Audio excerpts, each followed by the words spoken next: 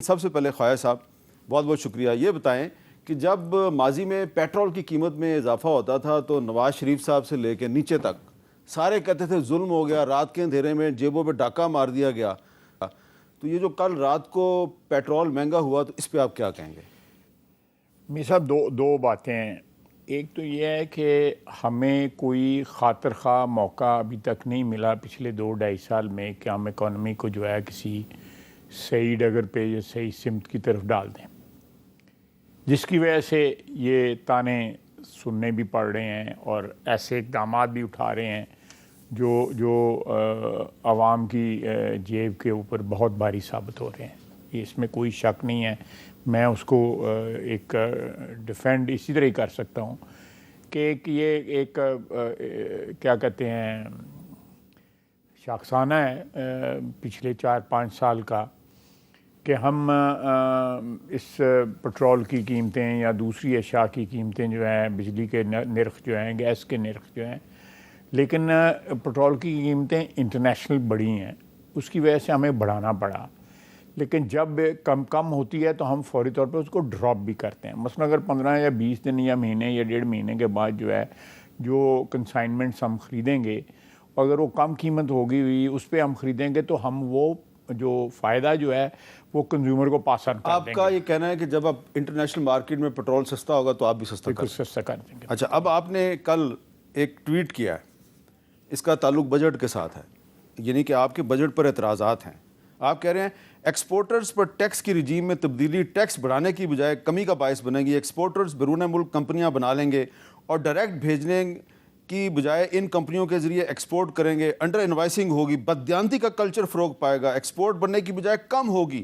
حکومتیں جب business friendly policy ترک کر کے اس قسم کے اقدامات اٹھاتی ہیں تو نفع کی بجائے نقصان ہوتا ہے.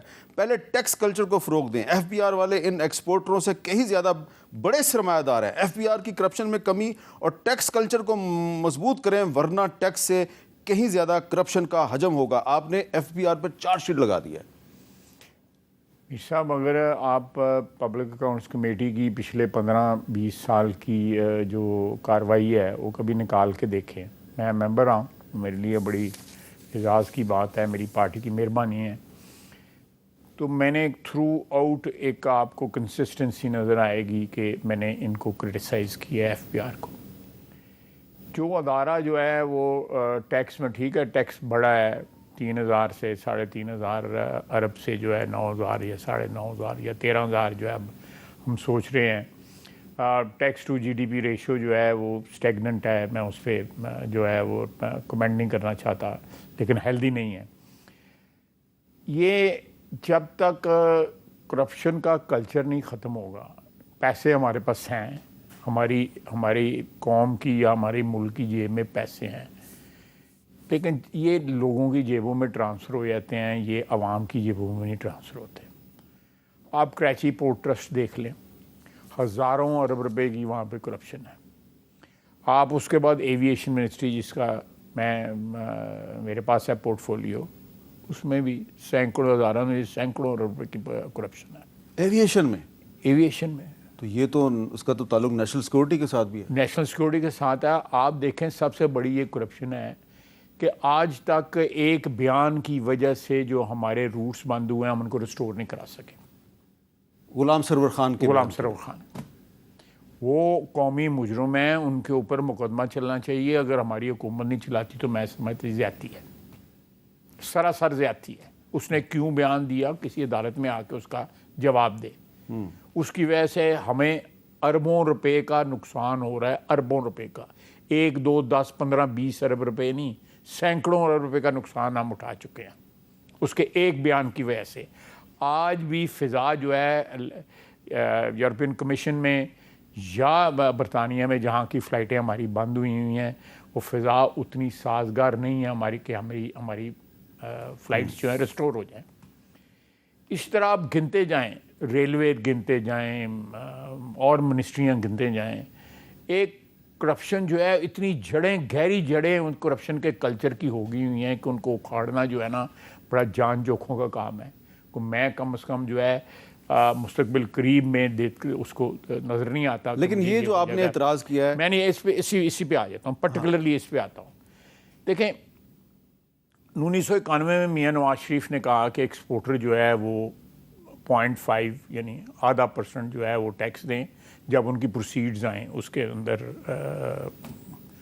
بینک کے اندر ٹوٹل کے اوپر دیں، منافع سمیت جو ہے وہ سب کے دیں، اور اس کے بعد انکم ٹیکس والے ان سے نہیں پوچھیں گے۔ بعد میں نیگوشیٹ ہوا، 0.75 ہو گیا، 1% ہو گیا۔ اب ایکسپورٹر حضرات جو ہے 1.5% تک جانے کو تیار تھے، یعنی کہ 50% اس کو انکریز کرنے کو تیار تھے، لیکن اتنا گورنمنٹ کے اوپر پریشر تھا IMF کا، اور میں نے ایک سجیشن بھی دی کہ ان کو یہ جو آپ سجیشن دے رہے ہیں کہ بینک کے بعد کٹوتی کے بعد بھی یہ کتابیں لے گے ITO کے پاس جائیں گے، تو گارنٹی تو دے دیں، کوئی ضمانت دے دیں کہ ITO جو ہے ان کے کپڑے نہیں اتارے گا۔ جو کلچر ہے ہمارا، میں کھل کے بات کر رہا ہوں، ITO مہربانی کریں کسی آڈٹ فرم کو، منسٹری آف فائنانس اپوائنٹ کر دیں آڈٹ فرم کو، 1 کو 2 کو 3 کو، فرگوسن کو اپوائنٹ کر لے۔ فرگوسن کے ہیڈ جو ہے روزانہ ٹی وی پہ آئے ہوتے ہیں، شبر صاحب جو ہیں روزانہ آئے ہوتے ہیں، وہ بڑا درد دل رکھتے ہیں، وہ ان کے پاس دے جائیں۔ اور ہیں یہاں پہ پرائس واٹر ہے، ارنسٹ اینڈ ینگ ہیں، بڑی بڑی کمپنیاں، ان کے حوالے کر دیں کہ وہ ویریفائی کر دیں ان کے جو ہے۔